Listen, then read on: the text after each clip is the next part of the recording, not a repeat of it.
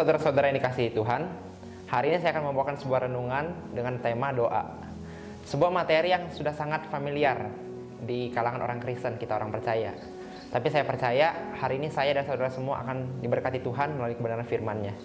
Hari ini saya akan membahas dari 1 Timotius 2 ayat 1-4. Saya akan membacakan kebenaran firman Tuhan. 1 Timotius 2 ayat 1-4 mengenai doa jemaat. Pertama-tama aku menasihatkan, naikkanlah permohonan, doa syafaat dan ucapan syukur untuk semua orang, untuk raja-raja dan untuk semua pembesar, agar kita dapat hidup tenang dan tentram dalam segala kesalehan dan kehormatan. Itulah yang baik dan yang berkenan kepada Allah Juru Selamat kita, yang menghendaki supaya semua orang diselamatkan dan memperoleh pengetahuan akan kebenaran. Demikian kebenaran firman Tuhan. Saudara-saudara, sebelum saya memulai lebih jauh, saya akan membuka renungan ini dengan sebuah statement. Statement ini berkata bahwa ketika kita berdoa kepada Allah, kita sesungguhnya sedang berbicara kepada Allah. Dan ketika kita sedang membaca kebenaran firman Tuhan, sesungguhnya Allah sedang berbicara kepada kita. Jadi, doa dan membaca kebenaran firman Tuhan adalah satu paket yang tidak bisa dipisahkan. Kita harus berdoa kepada Tuhan, namun di lain sisi kita juga harus tetap membaca kebenaran firman Tuhan agar berkat yang kita terima adalah berkat yang utuh dan sejati. Yesus pun ketika di dunia, dia memberikan sebuah teladan yang sangat luar biasa kepada kita anak-anaknya. Kalau kita melihat bahwa Yesus masa di dunia, dia selalu memulai pelayanannya dengan berdoa. Kita buka di ayatnya di Markus 1 ayat 35. Markus 1 ayat 35. Berbunyi, pagi-pagi benar, waktu hari masih gelap, ia bangun dan pergi keluar. Ia pergi ke tempat yang sunyi dan berdoa di sana.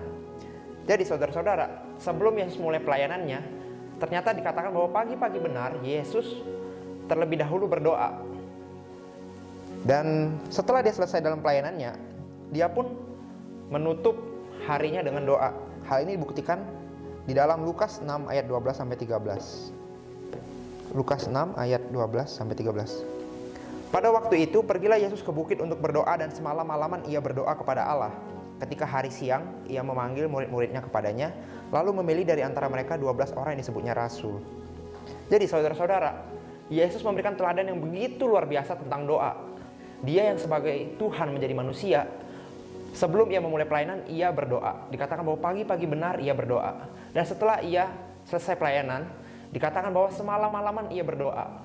Wah, ini adalah sebuah hal yang luar biasa yang harus kita contoh. Di mana Yesus saja yang sebagai Tuhan, yang begitu luar biasa, dia tidak pernah jatuh dalam dosa dalam kehidupannya, tetap berdoa. Dikatakan bahwa pagi-pagi benar dan semalam-malaman. Hal ini juga yang akan kita belajar dari seorang pribadi Yesus, di mana kita harus terus mengandalkan Tuhan dalam kehidupan kita. Karena kita sebagai manusia tidak dapat memungkiri kalau kita masih rentan jatuh ke dalam dosa. Maka dari itu sesungguhnya kita jauh lebih perlu daripada Yesus untuk berdoa. Lalu apa sih yang perlu kita doakan?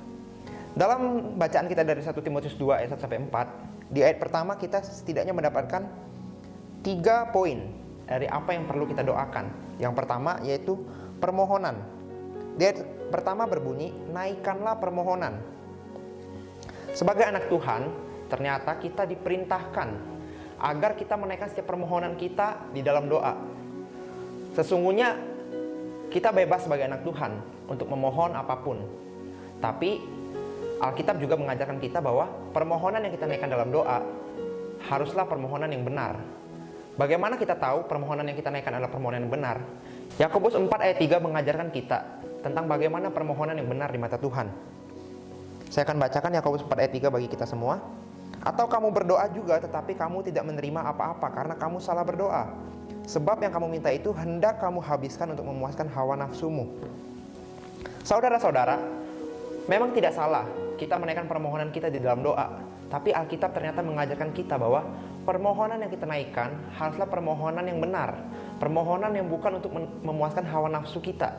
Permohonan yang bukan hanya tentang diri kita sendiri, tentang kita, dan tentang kita. Tapi permohonan yang juga untuk menjadi berkat bagi sesama, untuk menjadi berkat bagi bangsa kita, dan lain sebagainya. Kita belajar dari seorang tokoh Alkitab yang bernama Salomo. Kita semua ingat bahwa suatu ketika, waktu itu Tuhan memberikan sebuah hak istimewa kepada Salomo, di mana Salomo dapat meminta apapun yang dia inginkan dan Tuhan akan mengabulkannya. Tetapi kalau kita baca dalam 1 Raja-Raja 3, ternyata Salomo tidak meminta kekayaan, kemuliaan, kehormatan, dan hal-hal yang memuaskan kepentingan pribadinya. Salomo meminta hikmat yang daripada Allah. Mengapa Salomo meminta hikmat? Karena dia ingin dapat menimbang-nimbang perkara yang orang Israel bawa kepadanya. Saudara-saudara, dari kisah Salomo ini kita belajar bahwa permohonan Salomo ini adalah permohonan yang benar di hadapan Allah. Salomo tidak mementingkan kepentingannya pribadi, tetapi dia meminta hikmat agar ia dapat menjadi raja yang benar di hadapan Tuhan. Dan saudara-saudara, kalau kita melihat kisah Salomo, Tuhan tidak hanya memberikan kepadanya hikmat, tapi dikatakan Tuhan memberikan kepadanya kekayaan, kehormatan, kemuliaan, dan lain sebagainya. Saudara-saudara, jikalau kita meminta hal yang benar di hadapan Tuhan, percayalah Tuhan sanggup menganugerahkan bonus-bonus lain kepada kita. Tapi yang penting di sini adalah kita harus menaikkan permohonan yang benar. Kita tidak boleh fokus kepada bonus-bonus yang Tuhan bisa berikan, tapi terlebih dari itu kita harus selalu fokus kepada hal yang menjadi esensi, di mana permohonan kita bukan untuk memuaskan hawa nafsu kita, melainkan untuk menjadi berkat bagi sesama kita. Maka percayalah Tuhan sanggup memberikan bonus-bonus kepada kita. Lalu yang kedua, apa yang perlu kita doakan? Masih dalam 1 Timotius 2 ayat 1 dikatakan doa syafaat. Jadi setelah kita menaikkan permohonan, dalam doa kita juga harus menaikkan syafaat. Apa itu syafaat? Syafaat berarti datang di hadapan Tuhan dengan tujuan menggantikan posisi seseorang. Dan kalau dalam bahasa Inggrisnya yaitu intercession sendiri berarti berdiri di antara dua orang. Saudara-saudara, kita sering sekali mendengar istilah doa syafaat ya dalam gereja. Dan mungkin kita semua sudah mengerti. Tapi apakah kita sudah menjalankan doa syafaat? Apakah kita sudah berdoa menggantikan posisi orang lain? Kita bisa berdoa menggantikan posisi orang tua kita. Mungkin orang tua kita sedang sakit. Kita berdoa menggantikan posisi mereka yang sedang sakit, meminta kesembuhan dari Allah. Atau apakah kita sudah mendoakan teman-teman kita di lingkungan kerja, di sekolah, dimanapun berada, kita menggantikan posisi mereka. Saudara-saudara, inilah yang dimaksud dengan syafaat. Ternyata siapa saja yang harus kita topang dalam doa syafaat? Bisa keluarga, bisa gembala kita, bisa teman-teman, bahkan musuh kita. Karena Tuhan Yesus sendiri mengajarkan bahwa kita sendiri harus mendoakan musuh kita. Wah, ternyata ajaran Yesus adalah ajaran yang cukup ekstrim, saya katakan. Mengapa demikian? Karena dunia tidak mengajarkan hal yang seperti ini. Dunia mengajarkan bahwa ketika orang baik kepada kita, maka kita juga baik kepada mereka. Tapi ketika orang jahat kepada kita, kita sanggup lebih jahat dari mereka. Saudara-saudara, dunia mengajarkan hal yang demikian. Hal ini sudah sangat lumrah bagi kalangan orang-orang di luar sana. Ketika orang baik, maka respon kita baik. Ketika orang jahat, maka ketika kita berbuat jahat pun itu merupakan suatu hal yang biasa. Tidak ada yang salah dengan hal itu. Tetapi tidak dengan ajaran Kristus. Ajaran Kristus adalah ajaran yang luar biasa. Di mana ketika Kristus mengatakan bahwa bukan hanya orang baik yang harus kita doakan, tapi juga orang-orang yang menganiaya kita, musuh-musuh kita. Kalau kita hanya mendoakan orang-orang yang baik saja, Yesus mengatakan apakah bedanya kita dengan orang-orang dunia? Kita juga belajar dari seorang tokoh Alkitab yang bernama Abraham. Jadi dalam suatu kisah, Abraham dikatakan ia bersyafaat bagi Sodom. Dalam Kejadian 18, kalau saudara-saudara baca, dikatakan bahwa Allah memberitahukan bahwa rencananya kepada Abraham, di mana ia ingin membinasakan Sodom. Tetapi di sana terdapat sebuah kisah yang begitu menarik dan memberkati kita, di mana Abraham rela bersyafaat bagi Sodom. Dia berkata, Tuhan, jikalau ada sekiranya 50 orang benar, apakah Tuhan akan melenyapkan seisi Sodom? Tuhan menjawab tidak. Lalu di sana terjadi tawar-menawar, di mana Abraham bertanya, bagaimana kalau cuma 45 orang Tuhan? Tuhan berkata, kalau ada 45 orang di sana benar, maka Tuhan tidak akan membinasakan Sodom. Abraham terus tawar-menawar dengan Tuhan. Bagaimana jika 40 orang Tuhan, 30 orang benar, 20 orang benar? Dan terakhir Abraham berkata, Tuhan, bagaimana kalau cuma 10 orang benar terdapat di Sodom? Dan Allah berkata, jikalau dia menemukan 10 orang benar di Sodom, dia tidak akan membinasakan Sodom. Meskipun kita tahu pada ujungnya Sodom tetap dibinasakan Allah, dan karena memang Tuhan tidak mendapati orang benar di Sodom. Tetapi kita belajar dari Abraham sikap doa syafaat yang dia naikkan. Teman-teman, kita perlu mengerti bahwa ternyata Abraham ini adalah seorang yang tinggal di Kanaan. Jadi kita bisa bilang, seandainya pun Tuhan membinasakan Sodom, tidak ada kerugian yang didapatkan Abraham. Abraham tidak merasa tempat tinggal Abraham tidak akan dihancurkan Tuhan, atau keluarga-keluarganya tidak akan binasa. Tetapi kenapa Abraham ingin bersyafaat bagi Sodom? Di sini kita belajar hati seorang Abraham, di mana dia terbeban, hatinya terbeban dengan Sodom. Walaupun mungkin dia tidak mendapatkan keuntungan pribadi dari ketika Sodom diselamatkan, tapi ia ingin membela Sodom. Dan apa aplikasinya bagi kita, saudara-saudara? Saudara-saudara, mungkin baru-baru ini kita melihat sebuah Indonesia baru saja dilanda gempa, khususnya di daerah Jawa Barat dan sekitarnya ya. Dan mungkin kita yang tinggal di daerah Sumatera, Kalimantan, bahkan Jawa Timur yang cukup jauh, kita tidak merasakan dampak dari gempa tersebut. Tetapi kita ingin belajar untuk bersyafaat. Mungkin memang rumah kita tidak hancur, keluarga kita tidak stres atau trauma, tetapi kita ingin memiliki hati seperti Abraham, di mana hatinya terbeban kepada orang-orang yang sedang merasakan duka cita, sedang merasakan kesakitan, kerugian, dan sebagainya. Kita lanjut ke poin ketiga. Apa yang perlu kita doakan? Masih di 1 Timotius 2 ayat 1. Setelah permohonan dan doa syafaat, Paulus juga mengajarkan kita untuk menaikkan ucapan syukur. Saudara-saudara, penting sekali dalam doa kita untuk kita menaikkan ucapan syukur. Mengapa? Karena orang Kristen zaman sekarang seringkali isi doa kita hanya meminta kepada Tuhan. Kita minta untuk diberkati, kita minta untuk menjadi orang sukses, sekolah kita berhasil, pekerjaan kita berhasil. Itu tidak salah, memang kita harus menaikkan permohonan kita. Tetapi kalau kita membaca ayat ini secara utuh, doa kita tidak boleh berhenti hanya dalam permohonan. Doa kita harus berisi permohonan, syafaat, dan juga ucapan syukur. Poin ketiga ini tidak kalah penting dari poin pertama dan kedua. Mengapa? Karena ketika kita mengucap syukur, kita mengingat kebaikan Allah yang begitu luar biasa dalam kehidupan kita, saudara-saudara. Jadi kita diajarkan bahwa jangan hanya meminta kepada Tuhan, tapi kita harus seimbang. Kita meminta dan kita juga mensyukuri apa yang sudah Tuhan berikan.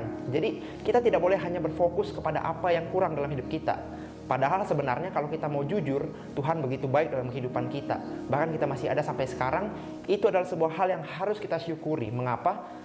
Banyak sekali saudara, mungkin saudara kita, teman-teman kita yang tahun-tahun ini mungkin mereka meninggal dipanggil Tuhan, apalagi kita sedang berada di masa pandemi. Tapi kita masih ada sampai sekarang. Ini adalah sebuah hal yang patut kita syukuri, dan ini merupakan berkat yang begitu luar biasa daripada Tuhan. Di poin yang ketiga tentang ucapan syukur, kita mau belajar dari sebuah tokoh Alkitab, yaitu seorang yang bernama Yesus, Tuhan kita. Yesus sendiri, suatu ketika ia sedang melakukan pelayanan dan begitu banyak orang yang mengikuti dia. Dikatakan bahwa 5.000 laki-laki mengikuti dia, dan orang-orang ini berada dalam kondisi kelaparan. Waktu itu Yesus menyuruh murid-muridnya untuk memberi orang-orang ini makan. Tapi apa yang didapati oleh murid-muridnya? Murid-muridnya hanya mendapati seorang anak kecil yang membawa 5 roti dan 2 ikan. Bapak ibu saudara, jika kita berpikir secara logika, kita mungkin menggunakan logika kita dan kita berpikir bahwa anak kecil ini diberikan bekal yang tentu saja porsinya itu kecil, karena tidak mungkin ibunya memberikan porsi orang dewasa kepada anak-anak. Tentu saja ibunya adalah seorang yang dewasa pasti kan. Nah, anak kecil ini membawa 5 roti dan 2 ikan, dan pasti porsinya kecil dan hanya cukup untuk satu orang anak itu saja makan. Bahkan mungkin kalau harus dipaksakan, ya mungkin 2 atau 3 orang bisa dikenyangkan oleh makanan ini. Ketika anak kecil ini memberikan 5 roti dan 2 ikan kepada Tuhan, ternyata Tuhan memberikan sebuah respon yang begitu luar biasa yang harus kita teladani. Yesus tidak berkata kepada murid-muridnya, carilah makanan lain, karena yang mereka butuhkan belum terpenuhi. Tetapi dikatakan bahwa Yesus mengucap syukur atas apa yang anak ini bawa. Yesus mengucap syukur dalam hal yang begitu kecil. Apalah artinya 5 roti dan 2 ikan bagi 5.000 laki-laki yang perlu dikasih makan. Dan ketika Yesus mengucap syukur atas 5 roti dan 2 ikan yang anak ini bawa, maka disinilah mujizat terjadi. Saudara-saudara, penting sekali untuk mengucap syukur dalam doa kita. Meskipun mungkin berkat-berkat yang kita rasakan itu begitu kecil, mungkin kita bisa makan hari ini, dan makanannya mungkin pas-pasan. Tapi dari hal-hal kecil, ketika kita berhasil mensyukuri hal-hal tersebut, maka itu akan menjadi sebuah kebiasaan dalam hidup kita, dan kita akan menjadi orang yang selalu mengucap syukur. Dan percayalah, Tuhan sanggup untuk memberkati kita ketika kita berhasil mengucap syukur. Poin berikutnya, siapa saja yang perlu kita doakan? Masih di ayat yang pertama, dikatakan bahwa naikkanlah permohonan, doa syafaat dan ucapan syukur untuk semua orang. Saudara-saudara, ayatnya sudah jelas sekali berkata bahwa semua orang. Kita tidak perlu menafsirkan ayat ini dengan mencari bahasa aslinya atau mencari penafsiran-penafsiran, karena ayat ini sudah jelas sekali berkata untuk semua orang. Seperti di poin tadi, di poin doa syafaat, semua orang ini mencakup orang tua kita, teman-teman kita, keluarga, bahkan musuh kita. Kita lanjut, siapa lagi yang perlu kita doakan? Di ayat kedua katakan bahwa untuk raja-raja dan untuk semua pembesar. Raja-raja dan pembesar itu berkata tentang pemerintah. Jadi kita juga perlu mendoakan pemerintah kita. Saudara-saudara, ada hal yang menarik ketika Paulus menulis surat Roma. Ternyata kita juga perlu mendoakan pemerintah kita. Hal ini juga senada tertulis dalam Roma 13 ayat 1. Saya bacakan. Roma 13 ayat 1. Tiap-tiap orang harus takluk kepada pemerintah yang di atasnya, sebab tidak ada pemerintah yang tidak berasal dari Allah, dan pemerintah-pemerintah yang ada ditetapkan oleh Allah. Saudara-saudara, Paulus mengajarkan kepada kita bahwa kita harus memberikan hormat kepada pemerintah kita, karena dikatakan tidak ada pemerintah yang tidak berasal dari Allah. Ada hal menarik yang menjadi latar belakang dari penulisan kitab Roma. Ternyata waktu Paulus menulis kitab Roma, pada masa itu Paulus sedang berada di bawah pemerintahan Kaisar Nero.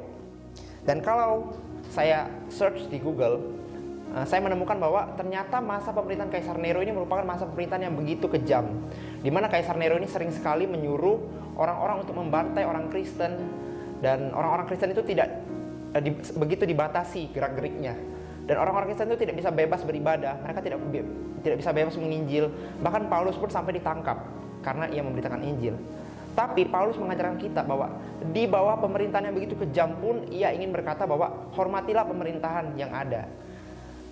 Saudara-saudara, kita bersyukur di masa sekarang kita berada di bawah pemerintahan yang puji Tuhan adalah pemerintahan yang baik. Kita bisa beribadah dengan bebas, gerak-gerik kita tidak dibatasi, kita bisa menginjili tanpa harus dengan rasa ketakutan. Dan inilah yang harus kita doakan juga, yaitu agar supaya terus pemerintahan kita adalah pemerintahan yang diberikan roh takut akan Allah, sehingga kita dapat terus memuji Tuhan, menyembah Tuhan tanpa perlu ketakutan. Lalu yang terakhir, siapa yang perlu kita doakan? Di ayat keempat, yang menghendaki supaya semua orang diselamatkan. Maksud dari ayat keempat adalah Paulus ingin mengajarkan kita untuk mendoakan orang-orang yang belum diselamatkan, karena sebenarnya Kristus menghendaki semua orang diselamatkan. Saudara-saudara, mungkin kita seringkali mendoakan keluarga kita, mendoakan karir kita, mendoakan gereja kita. Itu semua hal yang bagus. Tapi jangan sampai lupa bahwa kita diberikan satu panggilan. Kita harus mendoakan mereka yang belum diselamatkan. Kita perlu memiliki hati yang terbeban kepada keselamatan jiwa-jiwa, karena hati yang demikianlah yang Tuhan Yesus miliki. Di ayat terakhir kita akan melihat di Matius 9 ayat 36. Dikatakan bahwa melihat orang banyak itu, tergeraklah hati Yesus dan belas kasihan kepada mereka, karena mereka lelah dan terlantar seperti domba yang tidak bergembala. Saudara-saudara, ternyata Tuhan kita memiliki hati seorang gembala.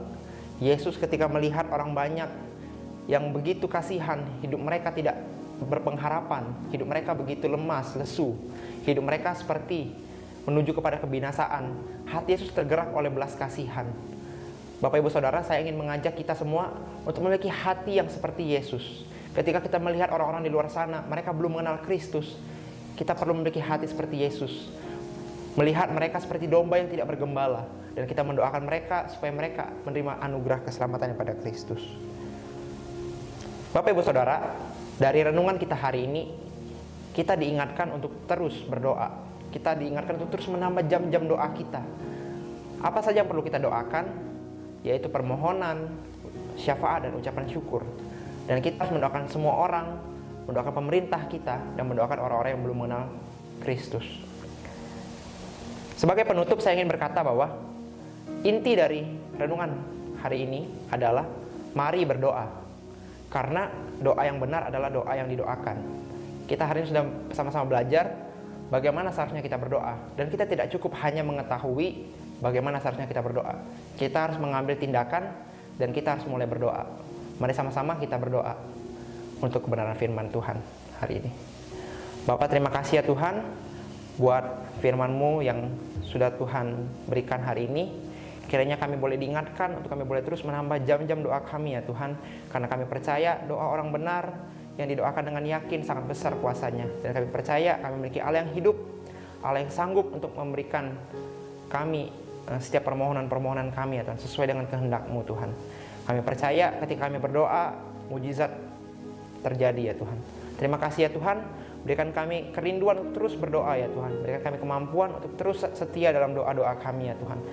Sehingga kami boleh melihat ya Tuhan, pada akhirnya sesuatu Tuhan kerjakan dalam firman kami. Terima kasih ya Tuhan. Kau tutup bungkus ya Tuhan setiap firman ini, sehingga kami tidak hanya mendengarkan firman-Mu Tuhan, tapi juga boleh melakukannya. Hanya di dalam nama Tuhan Yesus. Haleluya. Amin.